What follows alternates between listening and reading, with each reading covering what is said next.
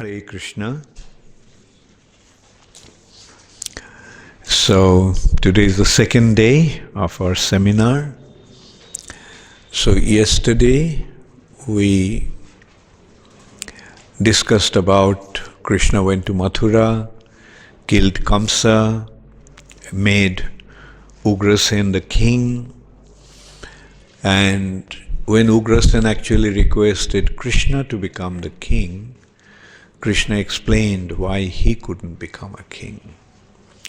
Because there was a curse from Jajati, one of their ancestors, that the Jadu line means the line of one of the sons of Jajati, the eldest son of Jajati, Jadu.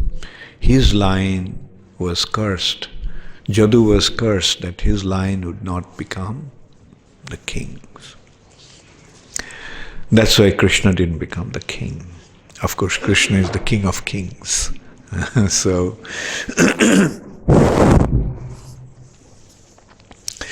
then Vasudev, Krishna's father and mother, they arranged for Krishna's Upanayan. Upanayan ceremony is the ceremony for initiation. Second birth takes place through this Upanayan. Through this process, Upanayan means bringing close to the personality, bringing to the Guru.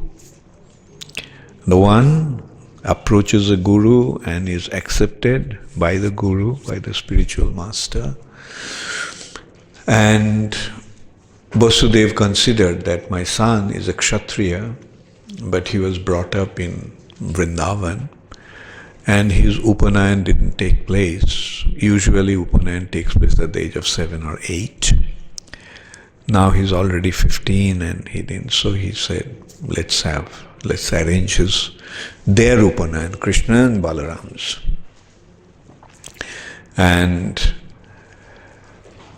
then Krishna and Balaram decided to go to, or rather we can say decided to come here, to Avanti, to the ashram of Sandipani Muni to study. Sandipani Muni was in Benares before. Sandipani Muni was actually a devotee of Lord Shiva. The question here arises why Krishna selected a devotee of Lord Shiva to become his guru. The reason has been given is that because if it was a devotee of Krishna, he would never accept Krishna to become his disciple. So, and Sandipani Muni was in Benares, which is a place of Lord Shiva, and Sandipani Muni was actually born as in a way, kind of empowered incarnation. He was the son of Purnamasi. Purnamasi is Yogamaya. Is Yogamaya's son, and Brahmana Dev, the father. And then they left Varanasi, Kashi. Sandipani Muni came with his wife and one son here to Ujjain.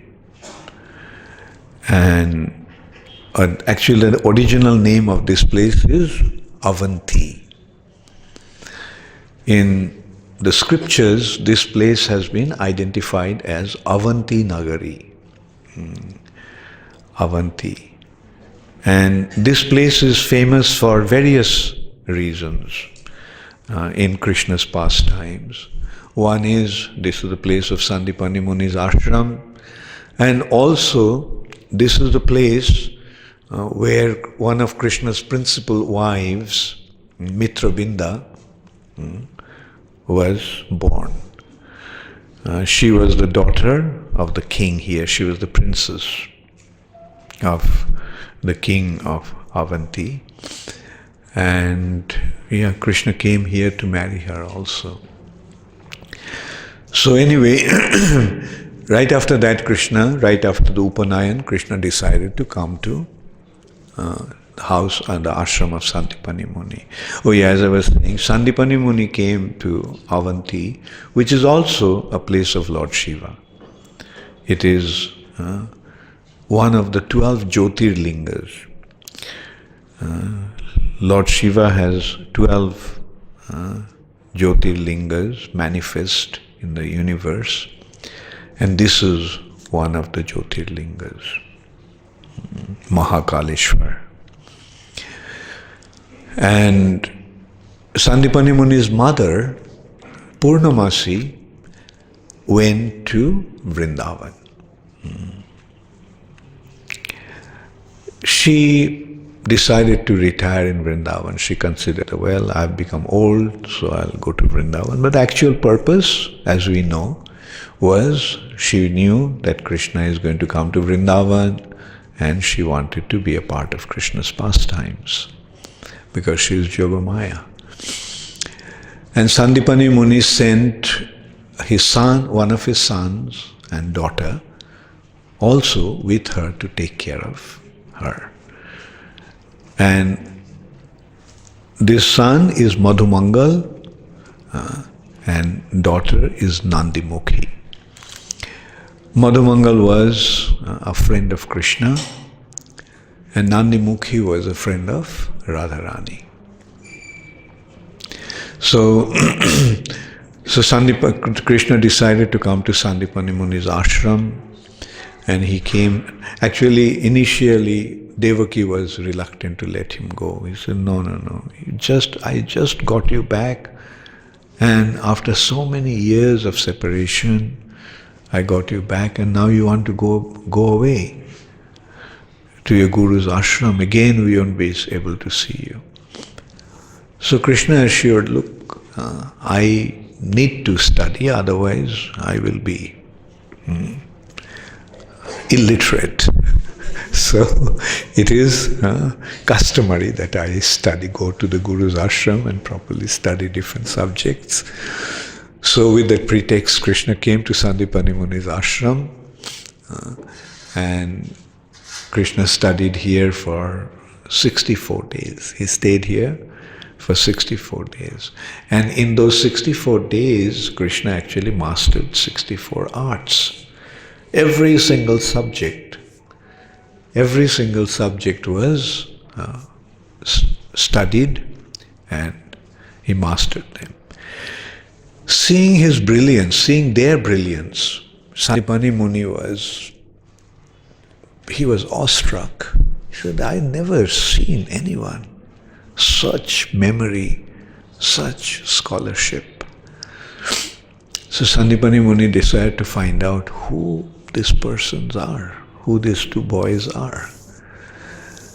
And in his meditation, he searched for him all over the places. And where did he finally find them?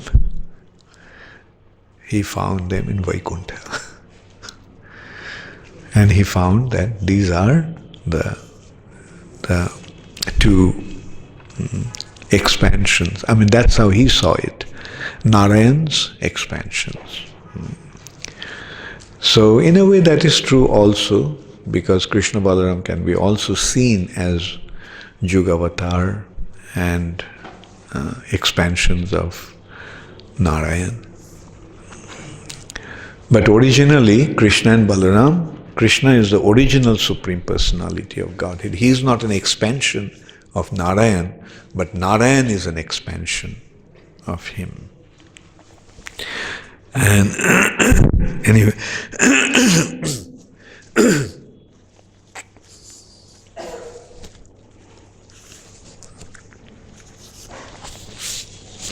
so that is how Sandipani Muni got to know who Krishna and Balaram were. So then they completed their studies, and they were about to leave.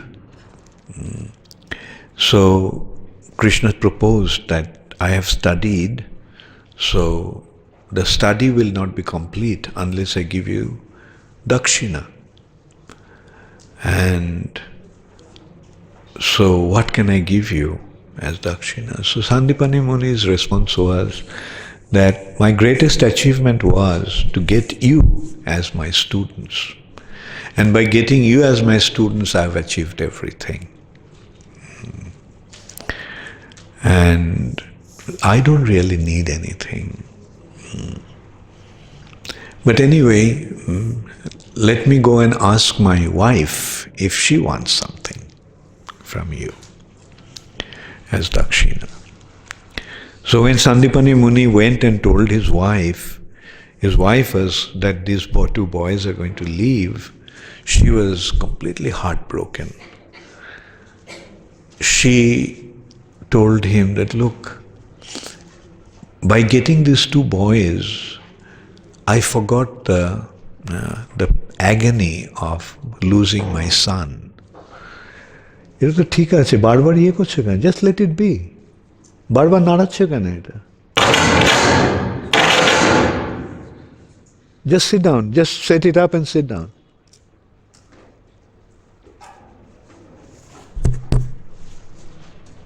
ঠিকই তো ছিল, কি দরকার ছিল নাড়াবার এগুলো?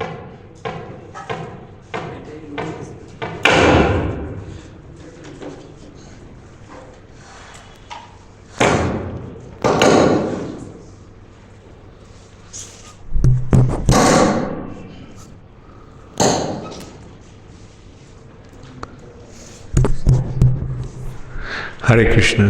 Yeah, now you go and sit down there. You don't have to fiddle around there. Just sit down.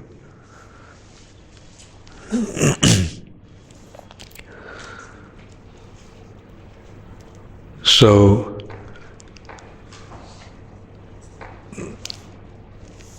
she was, actually Sandipani Muni had a son. When the boy was 16 years old, he got drowned in the ocean. And naturally, the mother was very heartbroken. But she was telling that ever since these two boys came and started to reside here, and I started to treat them as my own son, because the spontaneous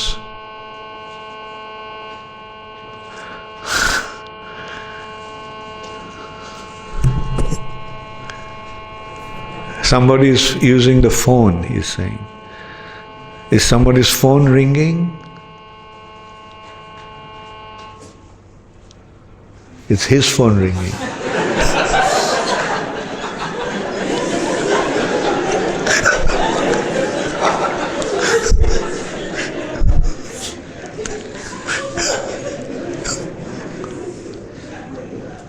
So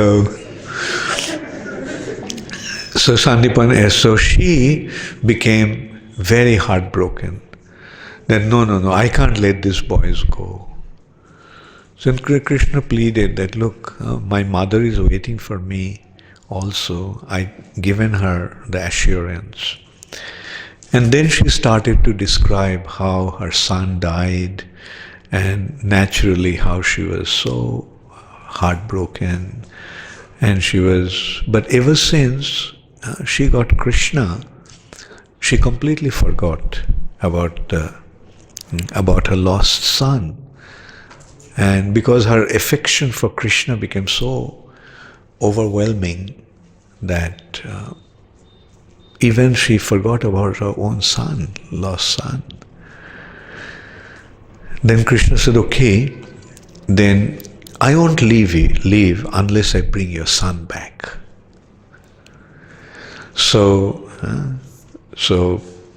Krishna and Balaram then went to the ocean and called the ocean.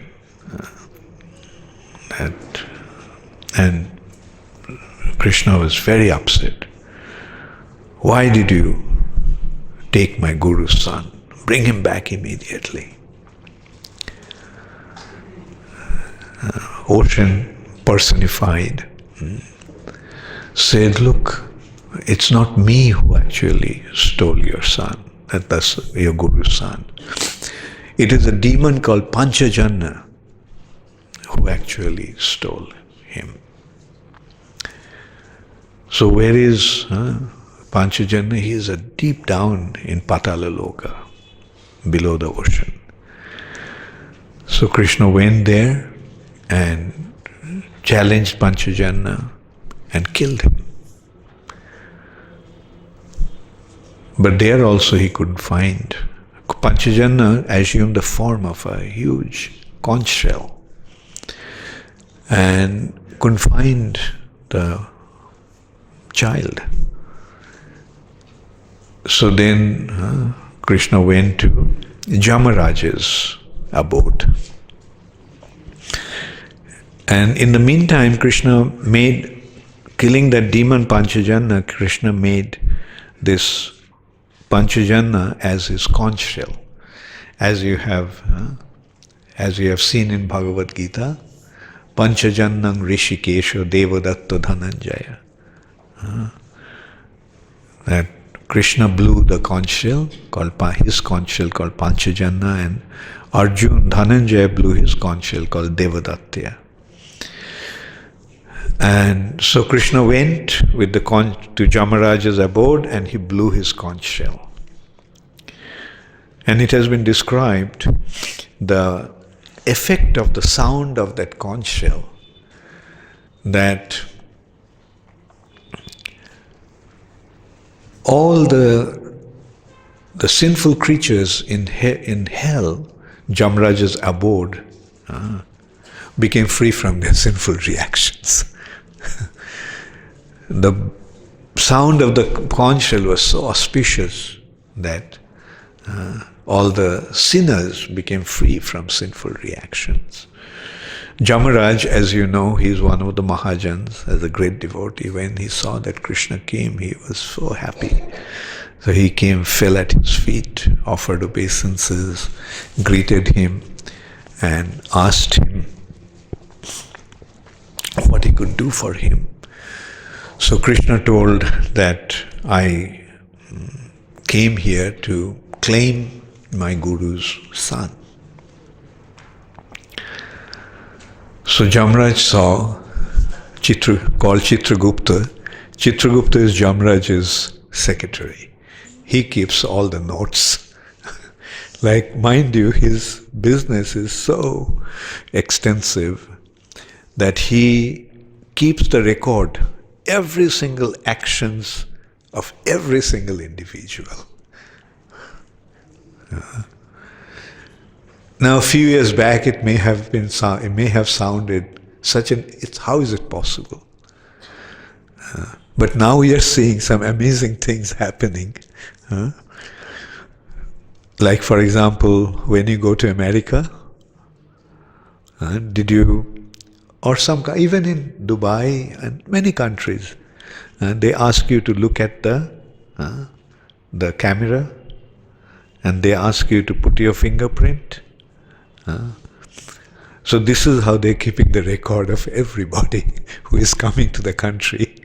And those who are in the country, they have the record of everyone. How they're keeping it? In a computer.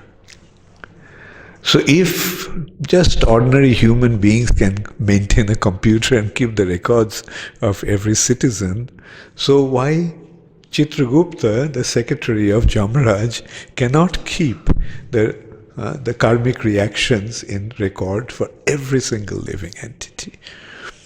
So that is what Chitragupta's business is. So Chitragupta was brought in, and they found that he has taken birth, that boy has taken birth somewhere else already, and he is already 12 years old. So Krishna said, okay, you have to bring him back. So that soul was brought back, and he was given the same form, in the form that he died. He got drowned in the ocean, and he was brought back to his parents. So this is how Krishna paid his Guru Dakshina to his Guru. like by bringing back their dead son. Then Krishna went back to Mathura, and then Krishna sent Uddhav. Uddhav is a friend of Krishna, his relative actually, Krishna's cousin. And Uddhav became very, very fond of Krishna. He was very attached to Krishna. And he became his constant companion. He was always with him.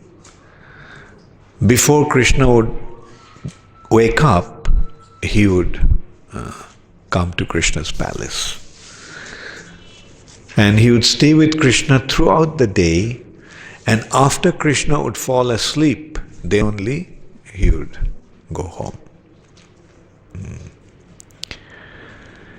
He would eat only what is left over from Krishna's plate.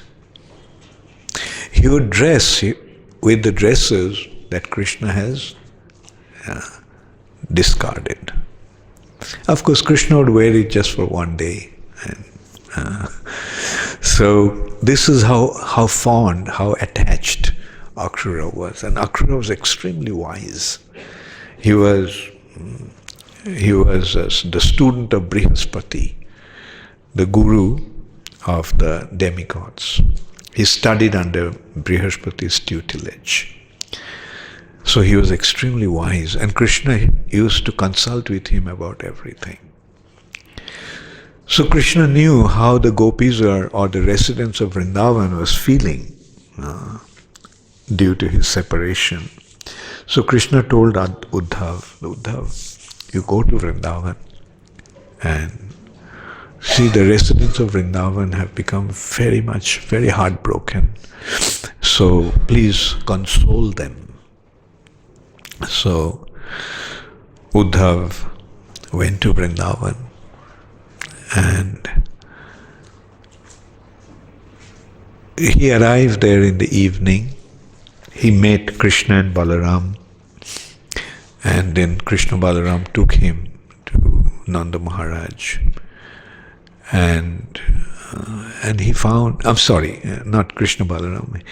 What he saw is Krishna Balaram's footprints in Vrindavan when he arrived. And then he went to Nanda Maharaj's place, and he found that everyone is so sad and so much in agony due to Krishna's separation. So Uddhava tried to console them, and Nanda Maharaj told that Krishna was everything to us. During the day, the whole day, we used to just think about Krishna. But those days we had a consolation that in the evening Krishna would come back from the pasture. But now we know that he is not going to come back. He left and went to Mathura. And even at night when we sleep, often we dream about Krishna and we feel such ecstasy seeing him in our dreams. But then we become submerged in an ocean of sorrow when the dream breaks, when we wake up. So our wakeful state actually has become the most painful state of existence. At night when we dream, in dream we find Krishna's association. We get Krishna's association. But when we wake up, then we realize that he is not there anymore. Does Krishna think about us? And in this way, Nanda Maharaj and Mother Jashoda spoke about Krishna. In the morning, the gopis woke up and they started their daily chores. They are churning butter and they were singing about Krishna's activities, Krishna's pastimes. And then when the sun son came out. They came out of their house, and there in front of Nanda Maharaj's house they saw this chariot. And they wondered, some thought, oh, did Krishna come back? And some commented, no, Krishna didn't come back. It's the Akrura who came to perform Kamsa's Shraddha with our flesh. So this is how they were lamenting or being kind of, they were so upset with Akrura because Akrura took Krishna away from them. But then they saw Uddhav coming out after doing his morning worship and rituals. From a distance, he looked like Krishna. Some thought that, oh, Krishna did come back. Because Akrura's form was very much like Krishna. He looked just like Krishna also.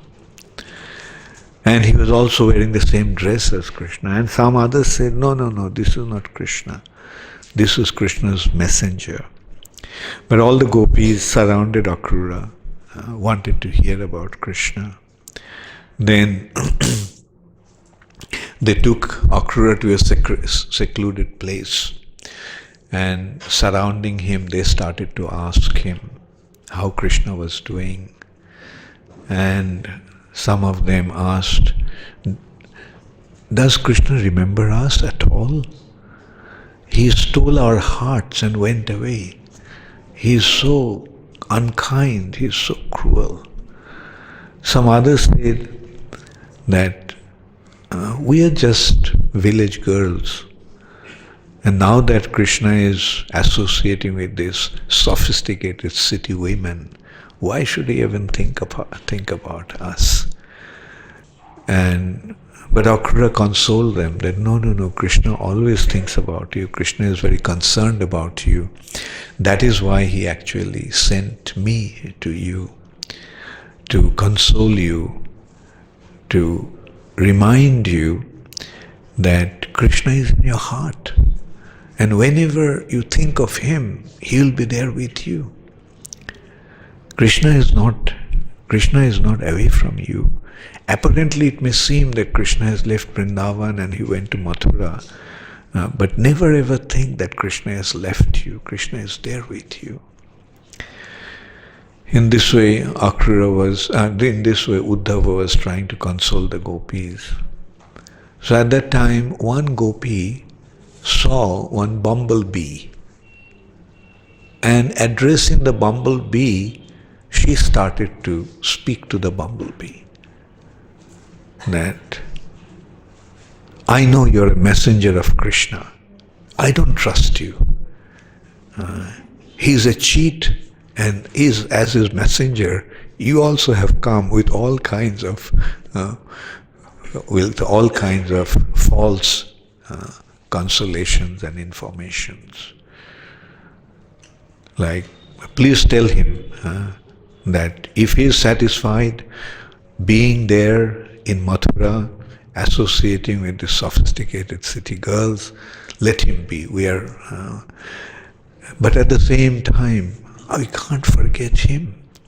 Although we want to forget him, but we can't forget him. Our whole consciousness is simply possessed by him. And in this way, she started to address the bee, which this part of Srimad Bhagavatam is known as Brahmar Gita. It's another kind of Gita. And the person who spoke is actually Srimati Radharani, of course. So Radharani was addressing this bumblebee and speaking in this way. So seeing these conditions of the gopis, Uddhava recognized the exalted position of these gopis. So he considered that these residents of Vrindavan are the greatest devotees. And of all these residents of Vrindavan, the gopis are the greatest devotees. And Uddhav, who was considered to be the greatest devotee in Dwarka or Mathura, he desired to be a blade of grass or a creeper in Vrindavan. He wrote when he was leaving, he expressed his desire. Ashamaho charano renu jushamaham sham. Vrindavane kimapi gulmataro shadhinang. I wish to become a blade of grass or a creeper in Vrindavan. Because in that way, I desire to get the dust of the lotus feet of these gopis. Their love for Krishna was so intense that they have rejected everything. They had given up everything. Their attachment to their family members. They have given up their reputation, because for a girl to be in love with someone other than her husband is very disgraceful. But they didn't care about that. They left their husbands, they left their children, they left their elders, they have given up the Arjapatham, the conventional path of morality, for the sake of their love for Krishna. And that is the highest form of love.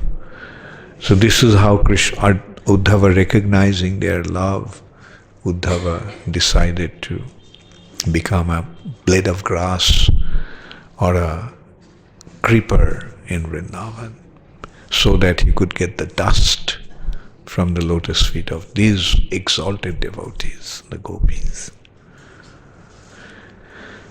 And and then Uddhava went and reported to Krishna about their condition. Somewhere it has been described that in their fireplace, like cooking in the kitchen, there were cobwebs in the stoves or chulas. Because that shows that for days together they did not use that to cook food.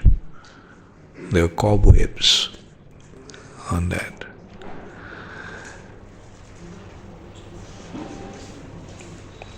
Then Krishna also sent Akrura to Hastinapur. Akrura went to Hastinapur and reported on behalf of Krishna to find out, because Krishna already heard how Duryodhan and his brothers are making all kinds of conspiracy to kill the Pandavas. And so Krishna sent Akrura to find out and at the same time give some advice to Dhritarashtra, the blind king, that he should not allow his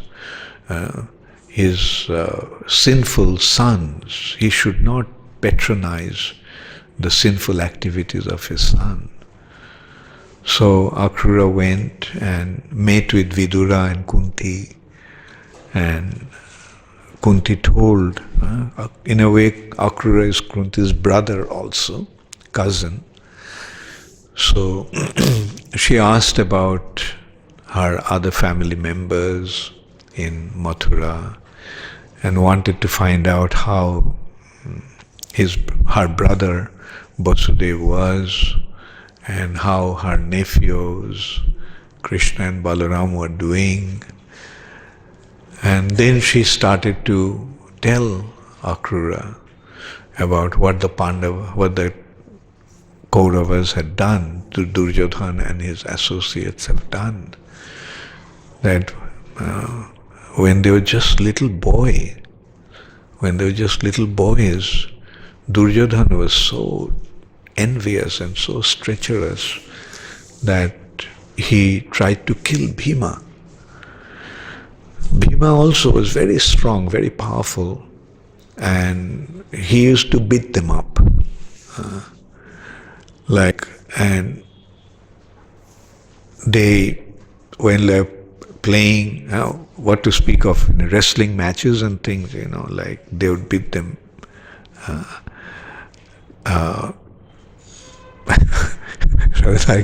Beat the hell out of them. And not only that, when they would be sporting in water, Bhima would just drown them and hold them underwater. When they would climb trees, Bhima would shake the trees and make them fall from the trees. And so they naturally became very, very envious of Bhima. And Duryodhana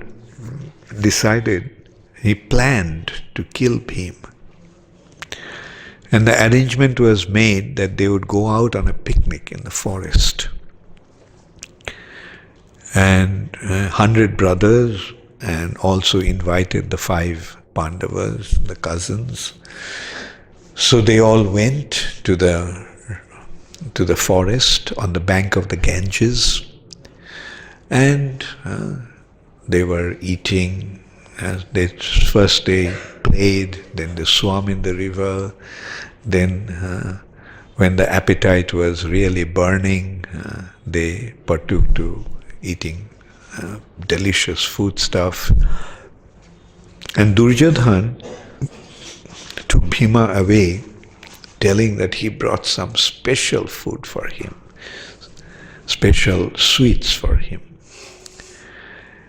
But those special sweets were the sweets mixed with kalkut, the most deadly poison of cobra poison, king cobra's poison.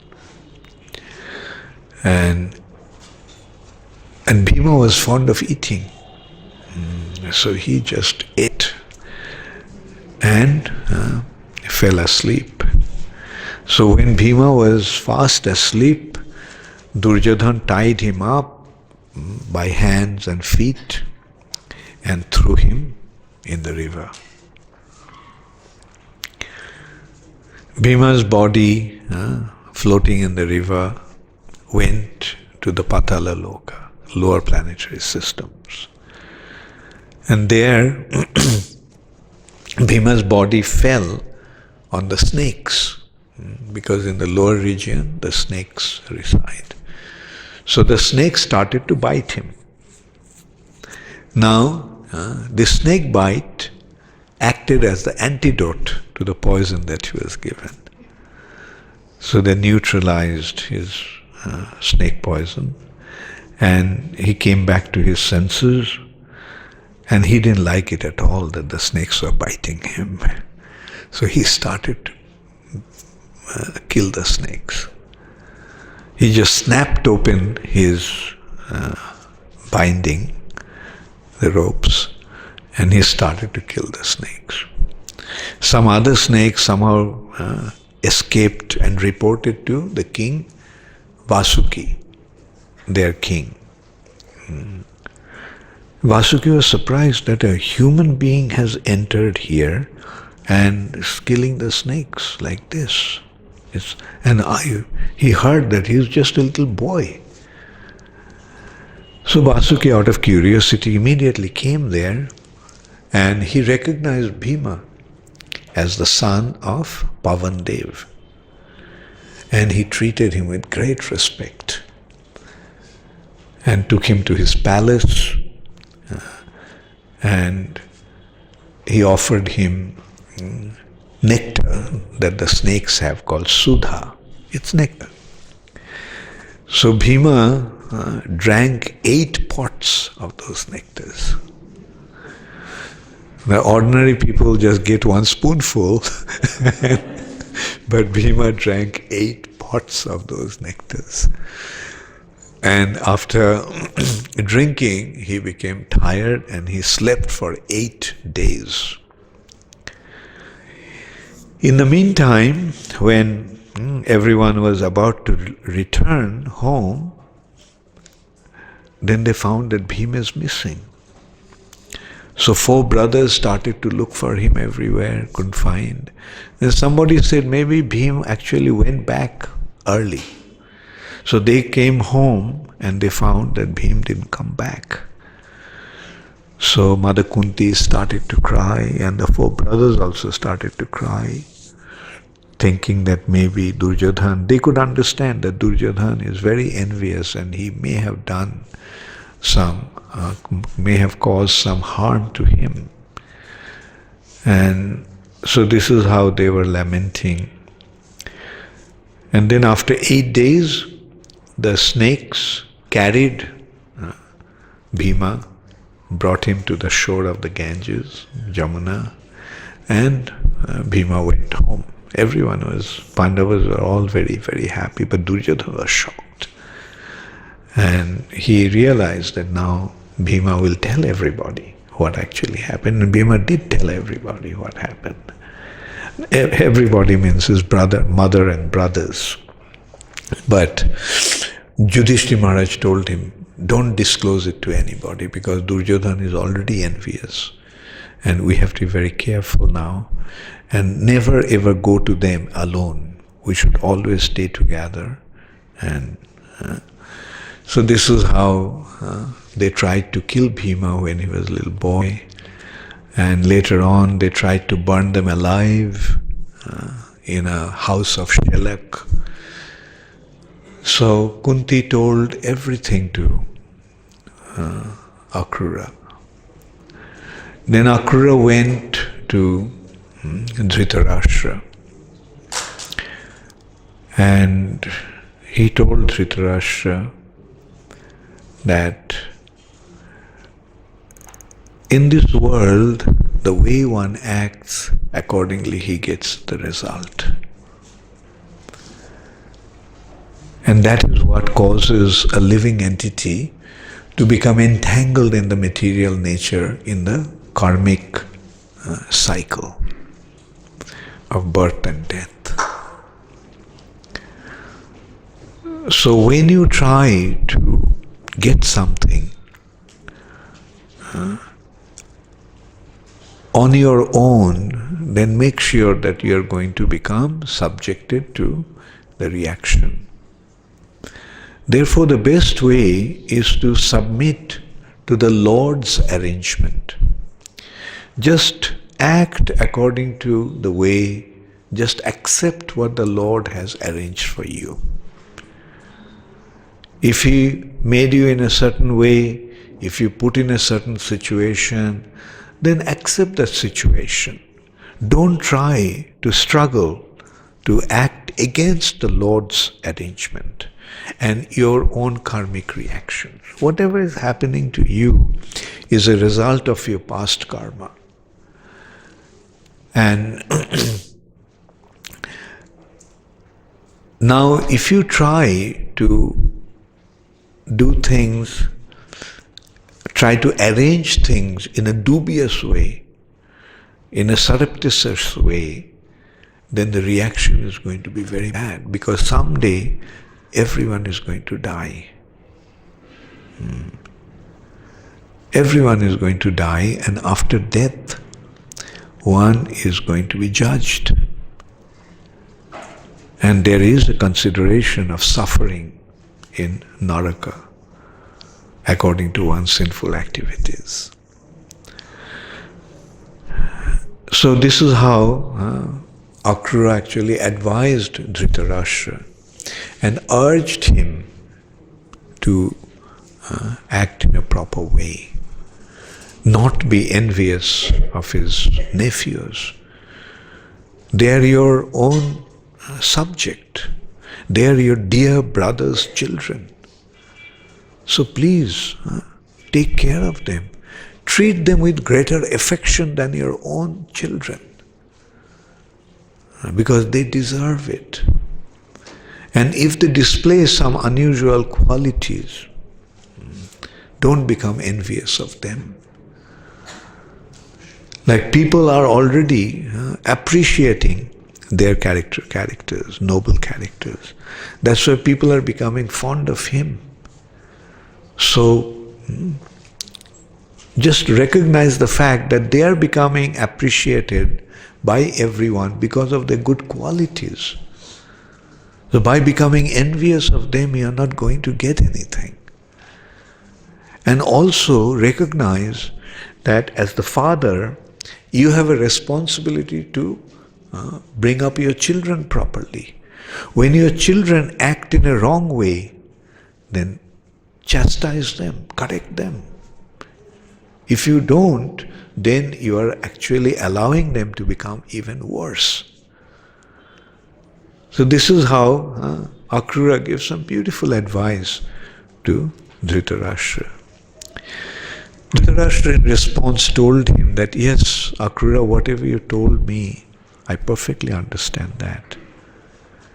But my affection for my son is so deep that in spite of understanding all these, I can't act against his will. I can't go against what he wants. This is my weakness that I cannot really overcome. So it's another wonderful, in one hand, we can see that Akrura is giving him such wonderful advice, but Dhritarashtra, in spite of understanding that, is not able to accept that and act accordingly, simply due to his overwhelming affection for his son, Duryodhana. So after that, and Dhritarashtra said, like, I know that acting in this way, I am acquiring all kinds of sinful reactions. And I know I and my sons will suffer for that. But still, in spite of understanding all that, I cannot help myself. Anyway, so this is how Akrura went to Hastinapur, met with the Pandavas and Kunti Devi and Vidura, and also how he met with Dhritarashtra, and how Dhritarashtra, in spite of being advised by him, Dhritarashtra couldn't accept his wise advice.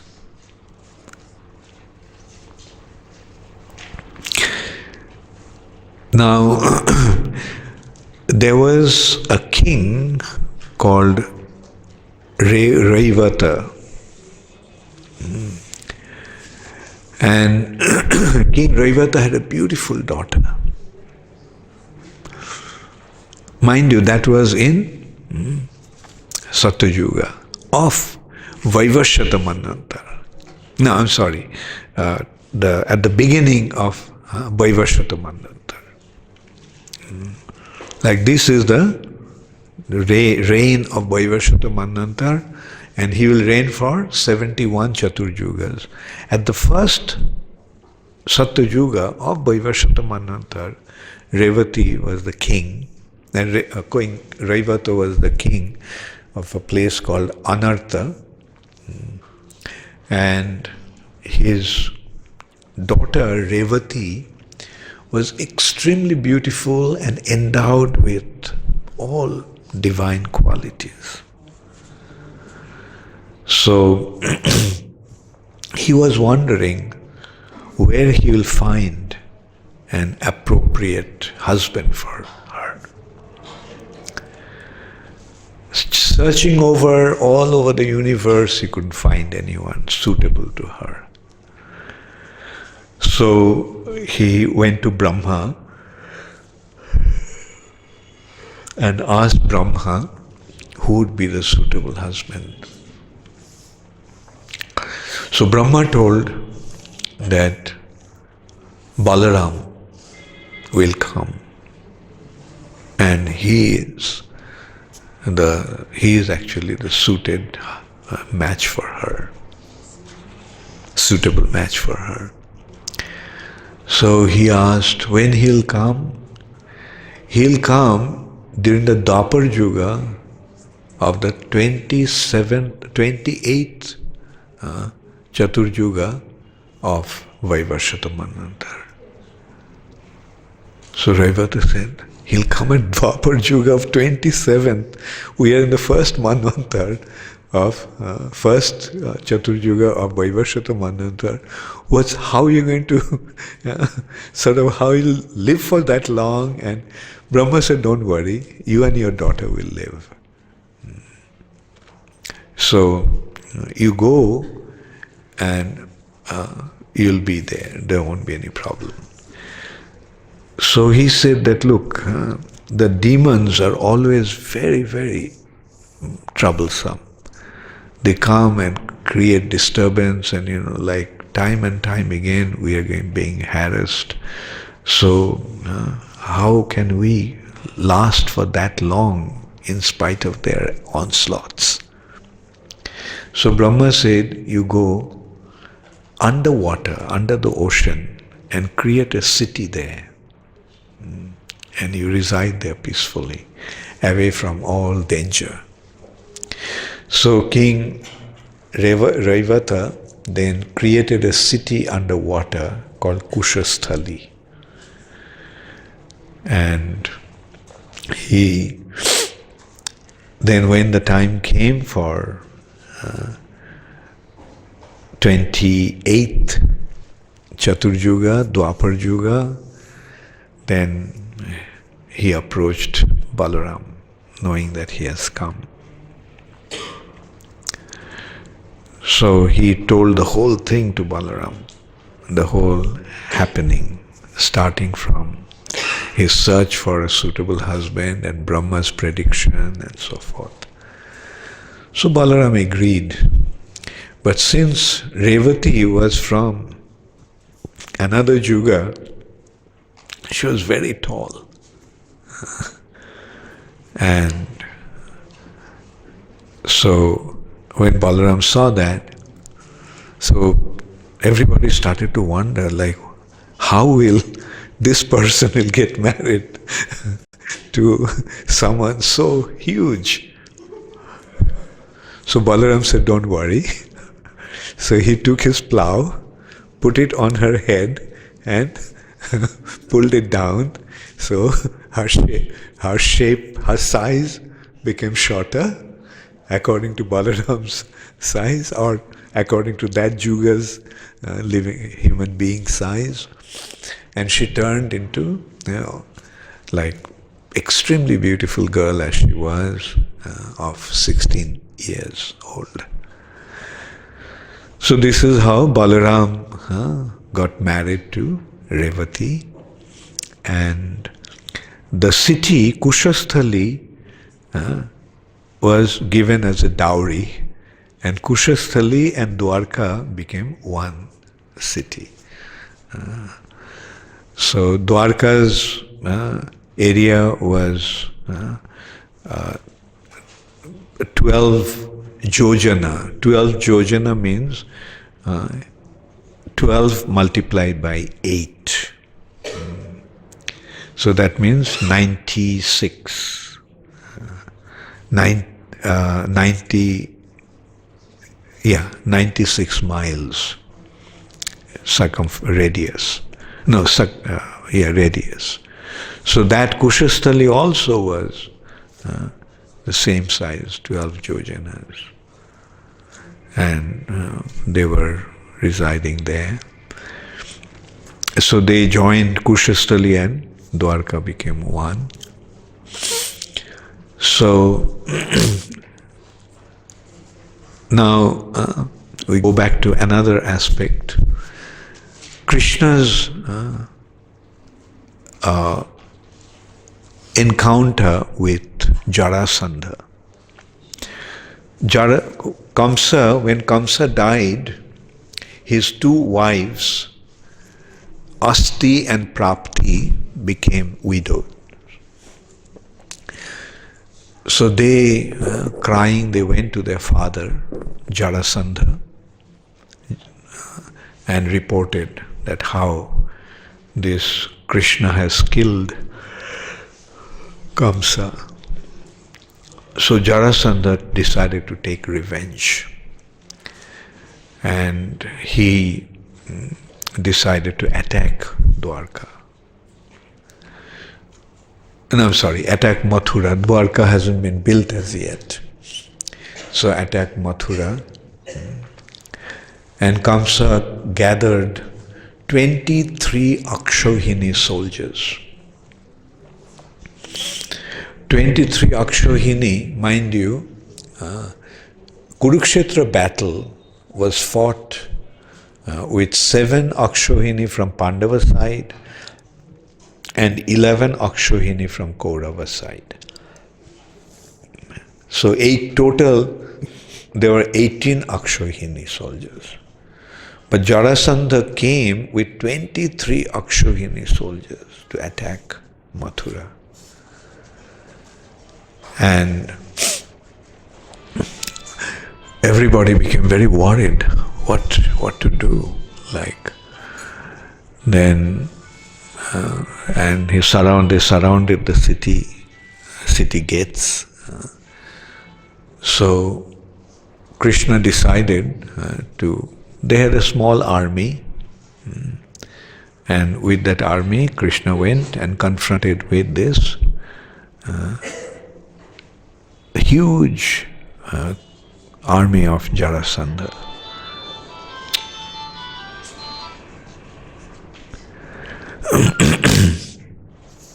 So, and Jarasandha was so confident that he is going to win because he came with such a huge army. But Krishna and Balaram confronted and wiped out Jarasandha's 23 Akshohini soldiers. And then Jarasandha was just left without his chariot, without anyone. Everyone is dead. And Balaram tied him up. And he was about to kill him. But Krishna said, don't kill him. Why? Because actually Jarasandha was Krishna's recruiting agent. Krishna came to Vinashaya cha Duskritam. So Jarasandha was bringing all these Duskritams to Krishna, and Krishna was wiping them out. So that's why Krishna told Balaram not to kill him but let him go.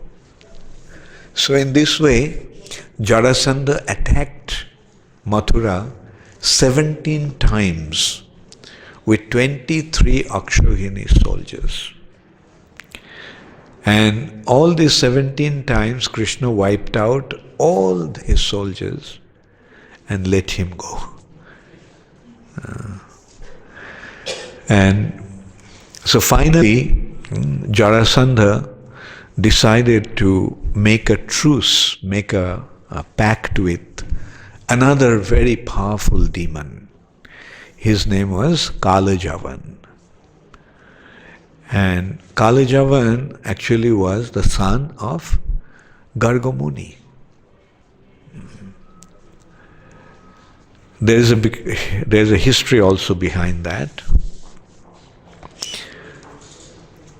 Gargamuni was married to one of the princesses of the Jadu family. He was their Kula Guru, he was their family priest, he was the Guru, but he was also married. But being a Brahmana, being absorbed in spiritual thoughts, he was not so interested in family life. So he was neglecting his wife.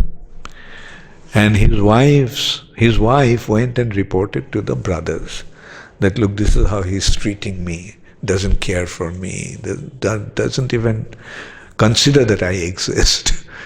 So then the Jadavas called Gargamuni and insulted him very much. So being insulted in that way, Gargamuni decided to take revenge. And so he took shelter of a Javana king called Juvanasya. And Juvanasya became very attracted to Gargamuni because of his spiritual qualities. But at the same time, he knew that he became inimical to the Jadavas, and so he wanted to have a son, which Gargamuni actually wanted, that a son who would take revenge on his behalf against the Jadus. He got the blessing from Lord Shiva that he would get a son. So Juvanasya sent many beautiful women to Gargamuni, but he was not affected, he was unperturbed. And then finally Juvanasya told his own wife, her name was Menaka, that you go and seduce him. Don't tell him that you are my wife. So this is how Menaka went to Gargamuni, and she bore a child. And that child was called Kala Javana. He was a Javana. Javana means those who do not believe, or those who are opposed to the Supreme Personality of Godhead, those who don't believe in the Supreme Personality of Godhead. So Kala Javana was an extremely powerful warrior. So he had 30 million soldiers. So Jarasandha thought that he would actually he was advised by Shalva, another demon king, that why not make a truce, a pact with Kala Javana and attack together. So Kala Javana was approached. Shalva himself went with a proposal that Jarasandha is offering him the position of his general of his army to fight against these two brothers, Krishna Balaram. But when Kala Javana was told that Krishna and Balaram were two mere boys, Kala Javana was not interested. He said, I'm not going to fight against two boys. I'm going to fight against somebody who is equal to me in strength. So Shalva tried to explain to him that actually Kamsa is, Jarasandha is trying his best, but he didn't succeed. And these two boys are not mere children. These two boys are actually extremely powerful individuals. And he started to tell all that these two boys have done. And Kaljavan's response was, that is Kansa's problem, that's not my problem. And that person, if he is useless, that doesn't mean that I have to side with him. So in this way, Kaljavan at first actually refused to side with Jarasandha. But the demigods, as I told earlier, they are always concerned about how Krishna will fulfill the mission of killing all these demons. So the demigods approached Narad Muni, said, look, Kaljavan refused to fight against Krishna, but he needs to be dealt with. So then Narad Muni went to Kaljavan. And Kaljavan received him very gracefully, and he asked Narad Muni that, can you please tell me, like, who is equal to me in fight? Because I can't, my hands are itching to fight, but I can't find anybody who would be equal to my strength. Then Narad Muni said, the only person who can match you is this Krishna and Balaram. So Kaljavan said, yes, I heard about them. Recently Jarasandha sent his men saying that we have to fight. But he was asking a joint venture, and I am not interested in that kind of political maneuvering. So that's why I refused. And after all, these two boys, why should I fight with two mere boys?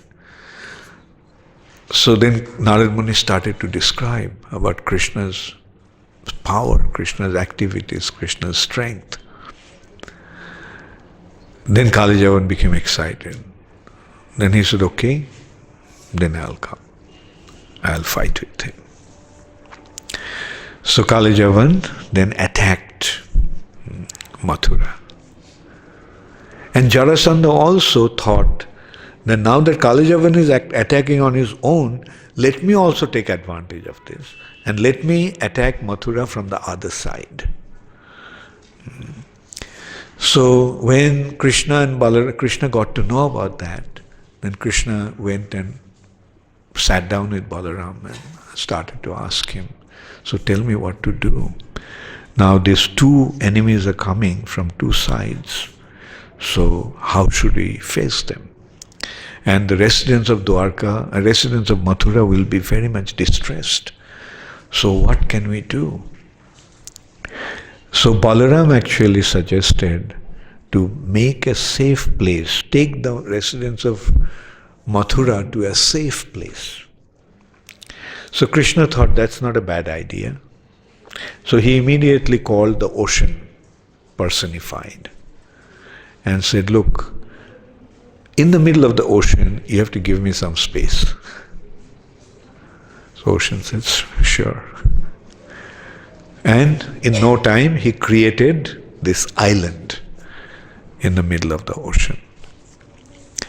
And then Krishna called Vishwakarma and said, build a city with all its grandeur. So Vishwakarma came and overnight built a city. And when they were fast asleep, Krishna called Yogamaya and said, transport them all to that new place. So when they all were fast asleep, they were transported to Dwarka. So when Kalajavana came to attack, it was just Krishna and Balaram and a handful of soldiers. Mathura was completely empty. They all were transported to Dwarka. So Kalajavana challenged Krishna. And from Narad Muni's description, he could recognize who is Krishna and who is Balaram. Narad Muni told that this Krishna, his complexion is like a brilliant sapphire. Ujjala Nilamani. Nilamani means sapphire. And Balaram's complexion is milk white. Krishna wears yellow silk dress. Balaram wears blue. And in this way, and both of them are extremely handsome. So then Krishna and Balaram came out of the city gate. Krishna didn't take any weapon with him. Just came out and started to walk towards Kalajavana. Kalajavana was waiting. He was thinking that maybe he came to surrender. He's afraid seeing his huge contingency. So Kalajavana was just waiting. But Krishna came, but instead of stopping in front of him, Krishna kept walking past him. So Kalajavana then thought, oh, so you're running away from me. So he, because Krishna was unarmed, he also dropped his weapons. And he started to run after him. But although Krishna was just walking, and he was running to full speed, and it was almost he was catching Krishna, but he was not able to catch him. And he just kept on running and running and running, and Krishna was just beyond just a few inches ahead of him. And in this way, Krishna came to a cave, mountain cave. And he entered into that mountain cave. So Kalajavana thought Krishna is afraid and he is hiding. So he also ran and entered into the cave. Inside the cave it was dark, so he could see. But in this semi-darkness, he saw that someone is lying down. So he thought that this must be Krishna. So he just kicked him.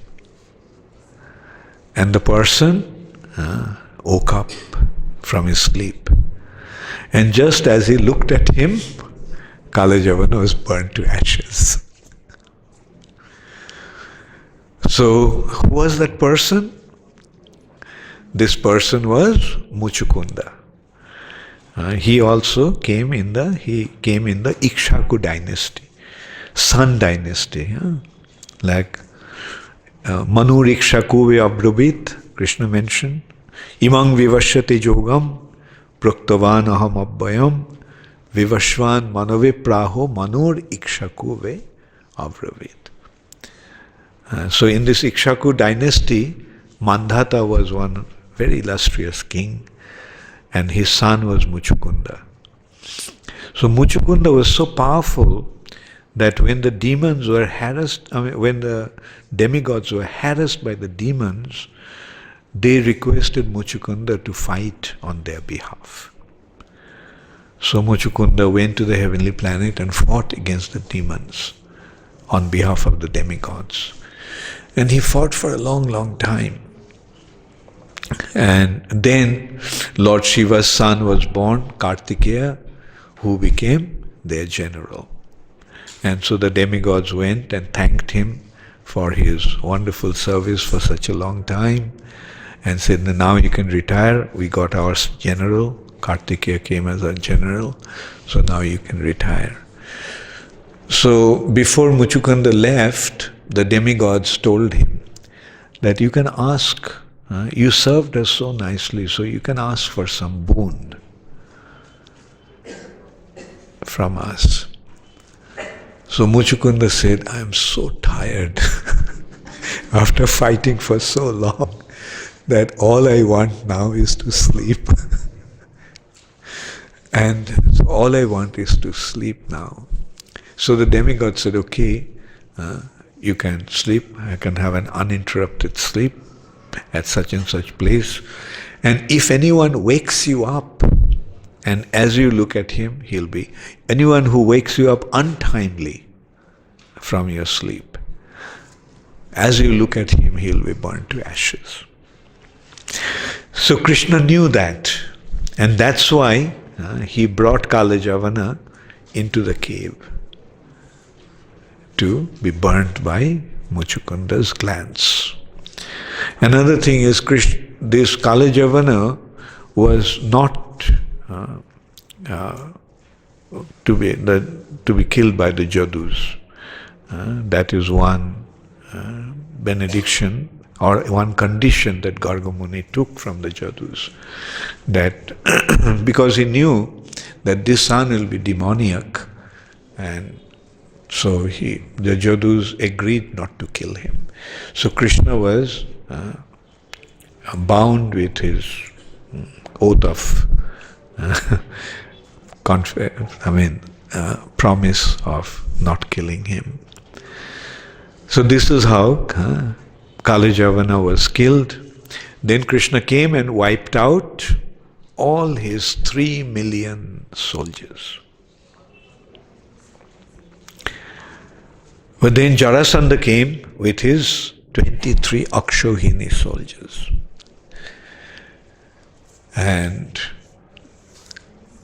so Krishna told Balaram that this time the soldiers that Jarasandha brought, they are not meant to be killed now. Their time has not come. So we won't fight with Jarasandha this time. This set of his soldiers we will take care afterwards, not now. So what is the plan? We also run away from the battlefield. So when Jarasandha came to attack Krishna and Balaram to Mathura, Jarasandha saw that Krishna and Balaram are running. They are running as Ranchorji. Because he left the battlefield, he is known as Ranchor. Ran means battle, Chor means ran away, left. One who left the battlefield. So Krishna came to a mountain, Probharshan mountain. Very high mountain. And Jarasandha with his men was looking for him but couldn't find him. So Jarasandha said, okay, so we will set the mountain in fire. So they collected all kinds of inflammable objects, logs and coal and all, and they set the mountain in fire. And Jarasandha thought that now Krishna and Balaram will die, being burnt in that fire. They don't have any way to escape. But Krishna and Balaram jumped from that mountain, went to the ocean and swam to Dwarka. So that is how Krishna and Balaram arrived in Dwarka, and Mathura was left and the city was transported or transplanted the capital was transplanted in Dwarka, where there was a natural protection from the ocean, so that Jarasandha could not kill him. Jarasandha could not attack them anymore. But Jarasandha was very proud that all these 17 times I didn't win, but on the 18th time I succeeded. So one should never give up. One should keep on endeavoring. Shalva and Shishupal and all others were there. So Shishupal started to boast. Because I was there, that's why Krishna and Balaram ran away. So he took the credit for himself. And he took the credit saying that it is because of me that he ran away.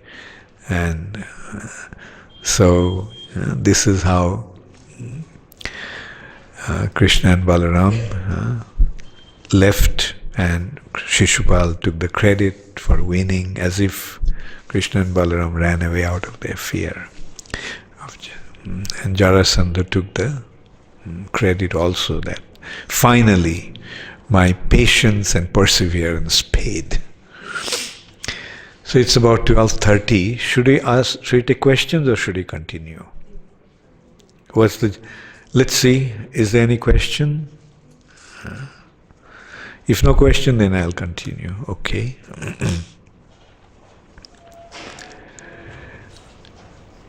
There was a place called kingdom called Chedi. And the king of that kingdom was a very noble personality. His name was Bhishmaka. And Bhishmak had 5 sons and 1 daughter. And his daughter was extremely beautiful. So when Narad Muni came to him, he asked Narad Muni that my daughter is of marriageable age. So can you please tell me who is a suitable match for her? So Narad Muni told that this Krishna of Jadu dynasty is the suitable match. And he started to describe the qualities of Krishna.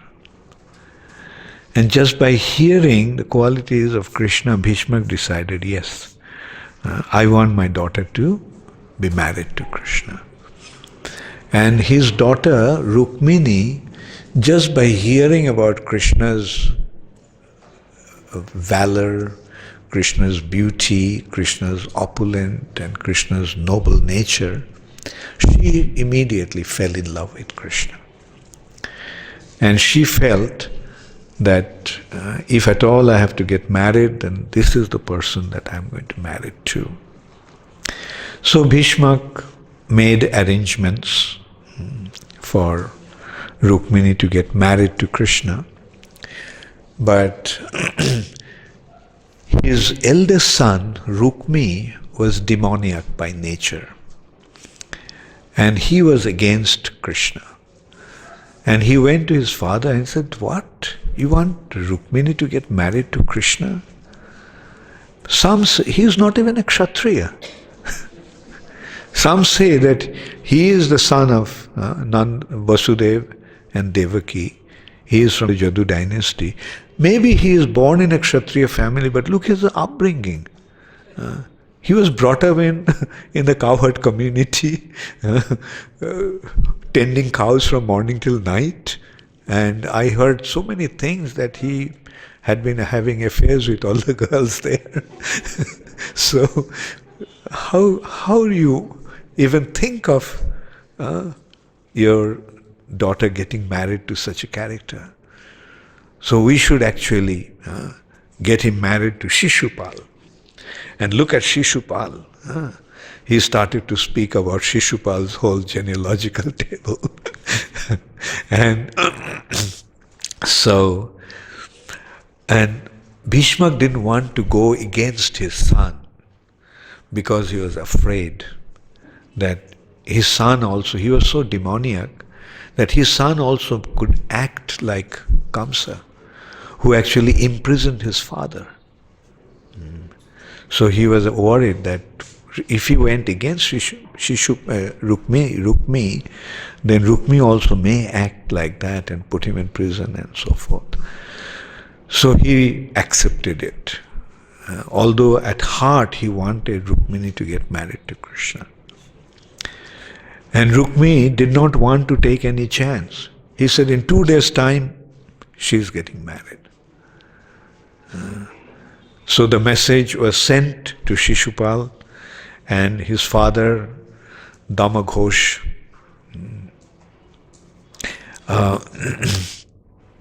I'm sorry, I mentioned that Chedi. No, Chedi is actually the kingdom of Shishupal. Bhishmak's kingdom was Vidarbha. And the capital was Kundin Nagari. So he sent message to his father and Shishupal that please come and take my sister as your wife, get married to her. We decided to marry her to you. And when Rukmini got to know that, she was completely devastated. And she decided that I'm not going to marry anyone but Krishna. So she wrote a letter and sent a Brahmana to Krishna in Dwarka. So the Brahmana came to Dwarka. He was struck with wonder seeing the opulence of that place. And went to Krishna and he conveyed the message of Rukmini. Rukmini mentioned that although I haven't met you, but just by hearing about your qualities, I have fallen in love with you. And I decided to accept you as my husband. So please come and claim me. You may wonder how to claim me when I'll be inside the house and surrounded by my relatives and others, how you're going to claim me. But on the day of the wedding, 2 days from today, in the morning, I'll go to the temple of Durga Devi, Girija temple. And after worshipping her, when I would be returning home, at that time you can come and take me away. Just as a lion takes its prey from the middle of a bunch of jackals. So, so in this way, and then finally she wrote that if you do not come for some reason, thinking that I am not qualified to be your wife, then I'll give up this life and wait for some other life to get you as my husband. So upon receiving that letter, Krishna immediately called his chariot driver, Daruka, and said, get the chariot ready.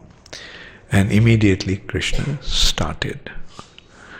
So he arrived in Kundin Nagar, and there the arrangements are being made for the wedding. In the meantime, Shishupal's other friends, like Jarasandha, Shala, and all others, also came with their full contingents, like entire army. They came because they were worried that they got to know that Bhishma was originally planning to get Rukmini married to Krishna. So Krishna may come, and so they didn't want to take any chance. So they came well prepared just in case there is any mishap. So Krishna came, Bhishma greeted him and treated him as an honored guest. And in the morning, the same thing was happening. In the meantime, Rukmini was waiting and he was thinking that what happened to that Brahmana. Then finally, the Brahmana came, and seeing his effulgent face, she could make out that he is coming with some good news. So, the Brahmana gave the news that Krishna came, and he also came with Krishna. He's just been received by King Bhishmaka, and so he's here. And Rukmini felt that this Brahman had done so much for me. How can I ever reward him? What can be a suitable gift to give besides my humble obeisances? So Rukmini just offered humble obeisances, and the Brahmana was a little disappointed. He thought that, I did this wonderful job for the princess, so she must be rewarding me with such grand way. But now she didn't offer anything, she just offered obeisances. So quite disappointed, the Brahmana went back to his house. But when he went to the house, he found that his house is not there anymore. Instead of that house, there's a big palace. And he thought that maybe in my absence, somebody came and destroyed my house and in my property built this palace. But then he saw his wife, Brahmani, is coming out and ushered him into the house, saying that, by the Lord's arrangement, this house just appeared overnight. So this is how the Brahmana got rewarded. Anyway, Krishna came and he was just standing there where all the others were kind of just watching the ceremony. All the kings with their soldiers, they were stationed there. And then Rukmini came out of the temple after worshipping Girija Devi. And when she was walking, seeing her beauty, all those antagonistic kings fainted. And then Krishna came and picked up Rukmini in his chariot. As Krishna started to drive his chariot, they all came back to their senses. And they started to shout that he's stealing her, go and attack, come and attack. And so they had tried to attack Krishna from all sides. But then Balaram also when Balaram got to know that Krishna left Dwarka alone, and he knew that there may be some confrontation, so he also came with his army. And Balaram's army faced those enemy kings and wiped them out in no time, where not a single soldier from his side left his body. There was no loss from his side, whereas the enemy side was completely wiped out. So Shishupal was completely heartbroken. The poor guy came to get married and now his wife got stolen. So he was sitting there with a morose face. So Jarasandha came and told him, Shishupal, don't worry. Ultimately, everything happens by the arrangements of providence. So, it was not meant to be, so it didn't happen. But don't give up your hope. You see, 17 times I had been defeated. But then on the 18th time, I won.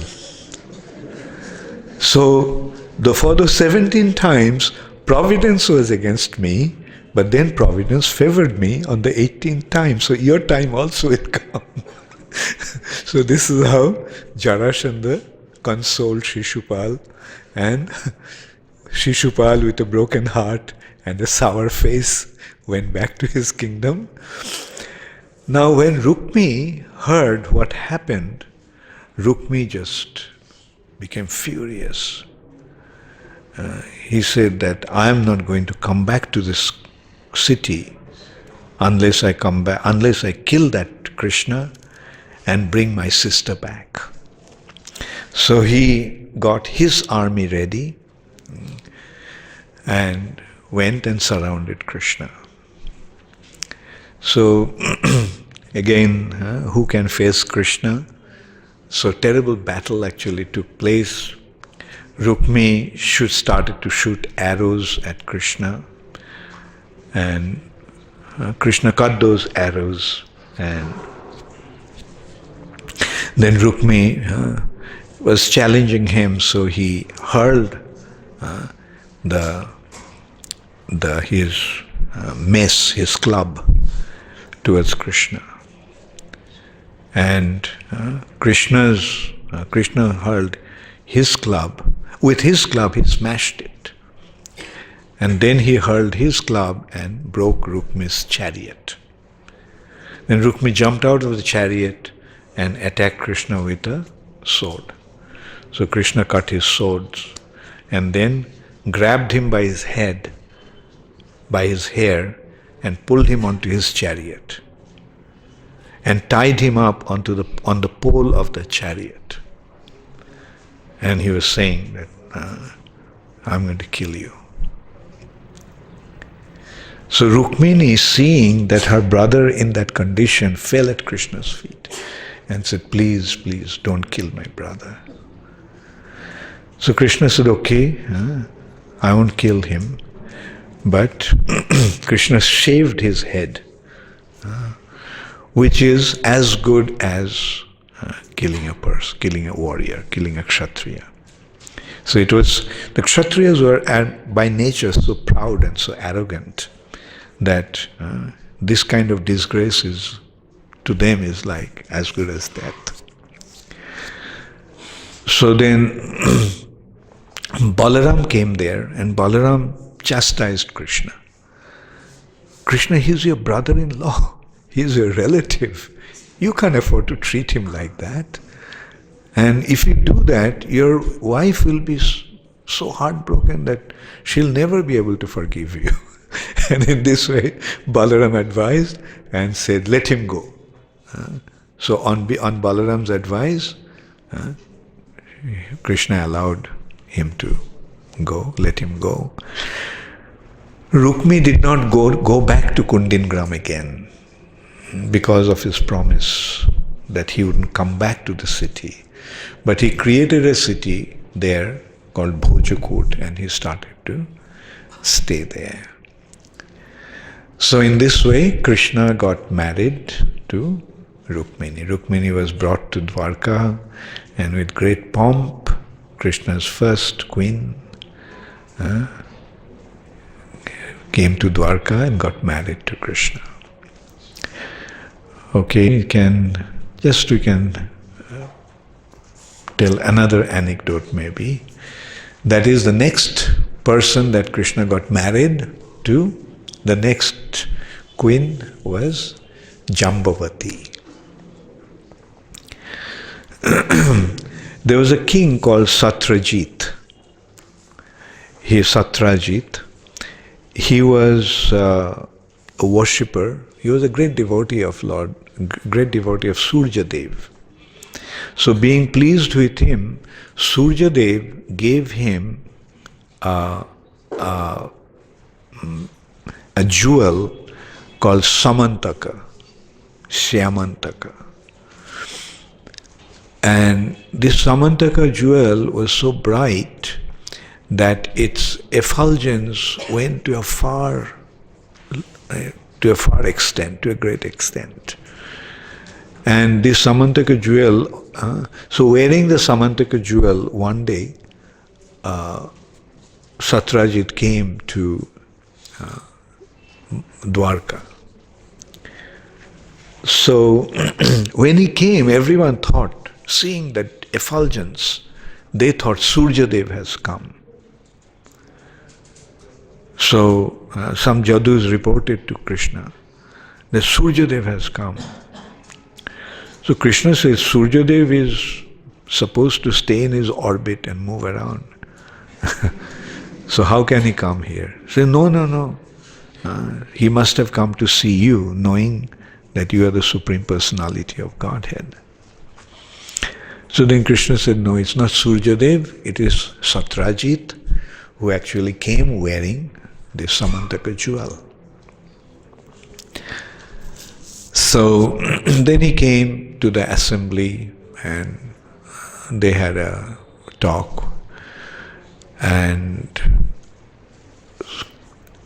then when he left, some of the Jadus expressed the desire that the Samantaka jewel should come to King Ugrasen. And Krishna said, no, Satrajit is so attached to this that he is not going to give it away. So there is no need to ask. And he advised also that when you ask something from somebody and if he doesn't give, then he incurs sinful reactions. And those who ask also out of greed, he also gets sinful reactions. So they reasoned, no, we are not asking out of greed, we are asking on behalf of the king. So, because the king should get best of the things. So there is no such jewel like this. So Ugrasen, the king, should have it. So another time when Satyajit came, Krishna indicated that he may consider giving this jewel to the king. But Satyajit did not notice it, as if he did not hear it. He totally ignored it. So then one day Satyajit's brother Prosen went hunting wearing that Samantaka jewel. And while he was in the forest hunting, one lion killed him and took away the jewel. Then Jambavan, the king of the bears, killed the lion and took that gem and gave it to his son. So Prosen went to the forest hunting and didn't come back. So Satyajit thought that maybe Krishna killed him in order to get the jewel. So he started to blaspheme Krishna, saying that he killed his brother. So when Krishna heard that, then he decided to free himself from this blasphemy, from this ill reputation. So Krishna went to the forest, and after a long search, he found the dead body of Prosen. Couldn't make out how he was killed. And then after a little while, they found the body of a dead lion. So then they could understand that this lion must have killed Prosen. And then he found some footsteps that led to a tunnel. So he came to the face of the tunnel, and seeing that the footsteps actually entered into a tunnel, Krishna decided to go into the tunnel. And he told his other associates to wait on the mouth of the tunnel until he came back. And so at the end, that tunnel led to the lower planetary system. And there he found Jambavan, son, playing with the thing, jewel. So seeing Krishna, Jambavan's son started to cry. And his maidservant also came running and seeing, started to cry, started to shout, "Look, who has intruded into our territory?" Then Jambavan came running and asked, "Who are you?" So Krishna gave his identity. "I am from the Jadu dynasty, and somebody is claiming that I stole this jewel, Samantaka jewel, and in order to absolve myself from this ill reputation, I decided to rescue this jewel and give it back to the person. His name is Satyajit.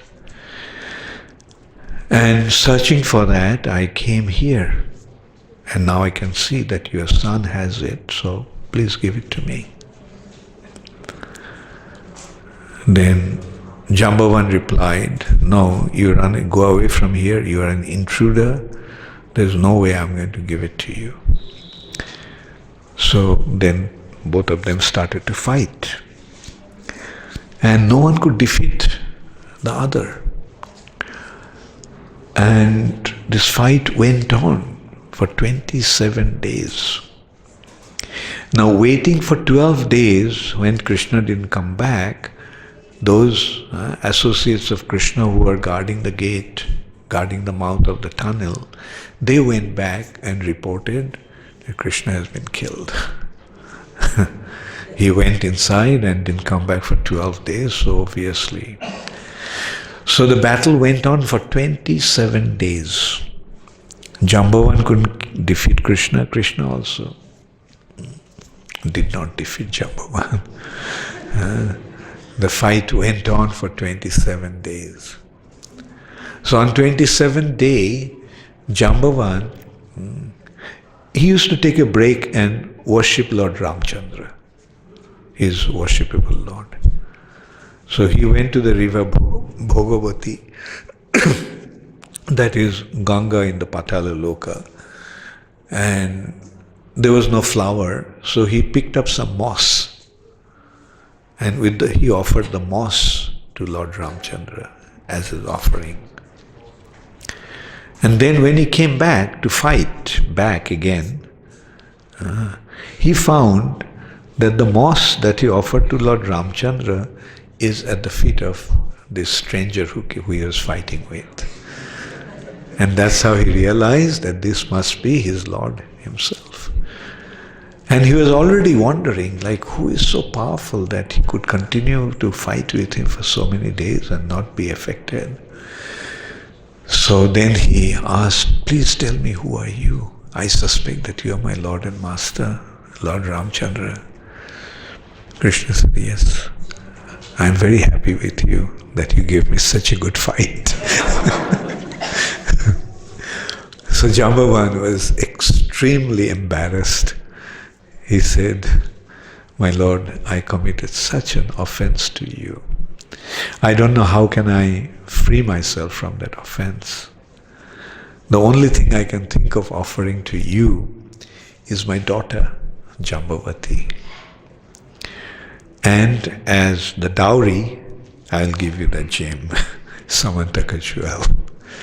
So then Krishna went back to Dwarka with Jambavati and Samantaka jewel. He called Shatrajit and told him and that, I heard what you have been telling everybody. Now here's the Samantaka jewel. And this is what happened. So he narrated the whole incident. That your brother Prasen got actually killed by a lion. I didn't kill him. Then that lion got killed by Jambavan and he took that jewel. So I got it back for you. So he wanted to offer it back to Satyajit, to his three principal queens, Rukmini, Satyabhama and Jambavati. Thank you all very much. All glories to Srila Prabhupada. So, see you all again at 4 o'clock. Oh, it seems that there are some questions, yeah.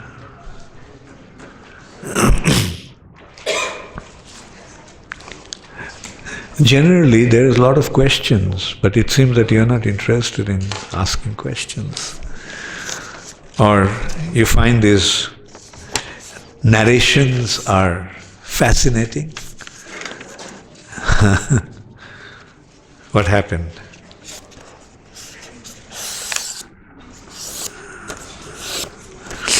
Some questions from the internet. There are some questions there also. Ramananda Rai from Septon Derby, Belgium. Please accept my humble obeisances. All glories to Srila Prabhupada. All glories to Guru Maharaj. Question. It is said that when Muchukunda came out of the cave, he saw that the people have become very small. Does it mean that the Kali Yuga already started when Krishna was still on the planet? No, because Kali Yuga didn't start. Kali Yuga starts actually when Krishna leaves this planet. So it was still Dwapar Yuga. But compared to Muchukunda's time, Satya Yuga, Dwapar Yuga features were quite short. So that's how he saw it. Question 2, in relation to karma, when we preach to conditioned souls, we still are under the spell of karma. How do we balance that? Or should we first become pure devotees and then only preach? No. Prabhupada made it very clear that you preach to the extent you have learned. If you simply learn that Krishna is the Supreme Personality of Godhead, just go out and tell everybody that Krishna is God. There is no need to think that. And I don't know what makes you conclude in relation to karma, when we preach to conditioned souls, we are still under the spell of karma. Not necessarily. When you are spreading Krishna consciousness, that act doesn't generate any karma. That is a pure spiritual activity. Thank you, Ramananda. So next question from Arti. Who is Arti? Okay. Hare Krishna Guru Maharaj, PAMO AGTS, PAGTM, TGM. Yeah. Will the earth be demolished after the Kali Yuga, or will the cycle of Yuga reappear on earth? If yes, will Krishna reappear on this planet? Will all the incarnations of Krishna be repeated? Your servant, Arti. You see, when a yuga ends, there is some sort of annihilation. Like some annihilations are partial annihilation. Generally, it's a partial annihilation.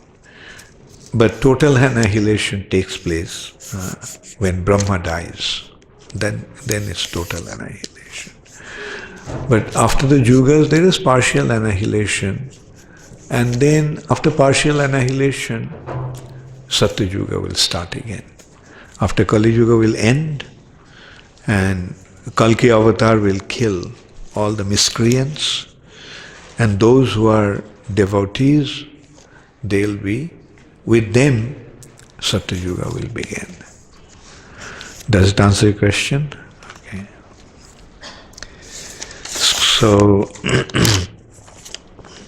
So next question is from Kirti Kumari. Hare Krishna Guru Maharaj, please accept my humble obeisances unto the dust of your lotus feet. All glories to the Savior of the works, Savior of the worlds, Srila Prabhupada. I was just wondering, Krishna in his localized feature, Paramatma, is present within the heart and witnesses all the actions, desires, etc. of all the living entities. How does Chitragupta get all this information if he is not present within our heart to witness our every action? Good question. And the answer is yes. Chitragupta actually is functioning from within. And without as well. He is watching the activities, and this is how he is recording. I mean, how they do that is not possible for us to make out. Can a layman, just a village guy, make out how the US government is keeping all the informations in the computer? Similarly, how they function is not really within our understanding. Well, I thought there won't be any question. The questions just started to coming. This is from Deepesh Baghel from Bangalore. Hare Krishna Guru Maharaj, Dandavat Pranam. Question from yesterday's class. Isn't living amongst our material kinsmen and being unattached to them much more difficult than living away from them, say, in Brahmachari ashram? Yeah, that's true.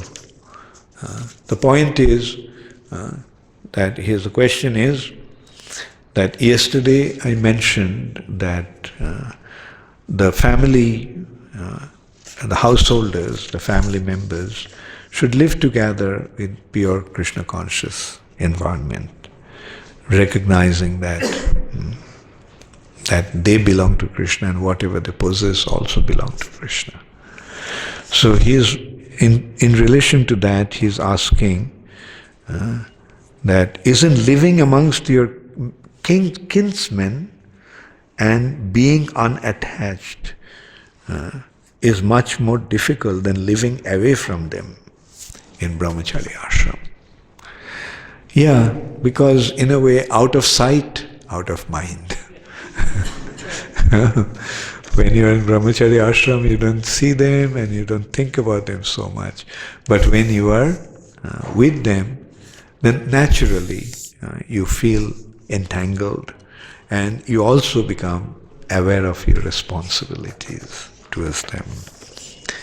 Anyway, in whichever condition you are in, be Krishna conscious. Now the question is from Ramananda Rai again, from Belgium. Jambavati was the daughter of a bear. Should we understand that she changed her form to a human princess when she married Krishna? Now Jambavati was actually a human child that Jambavan brought up. She was, it has been described in Brihad Bhagavatam. Brihad Bhagavatamrita, no, I'm sorry, in Lalita Madhav by Rupa Goswami, that Jambavati is actually Lalita Devi. Lalita Devi appeared as Jambavati, Radharani appeared as Satyabhama, and Chandravali appeared as Rukmini.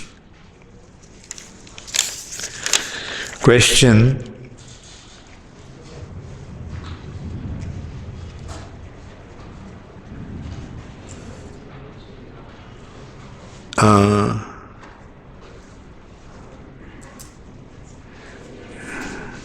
okay, it's from Bhabisha Devi Dasi from Pretoria. Okay, this question from Bhabisha.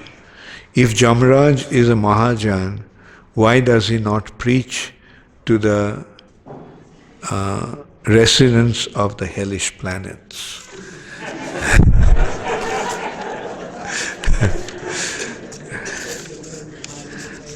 Jamraj doesn't preach to the residents of the hellish planet because of the 9th offense.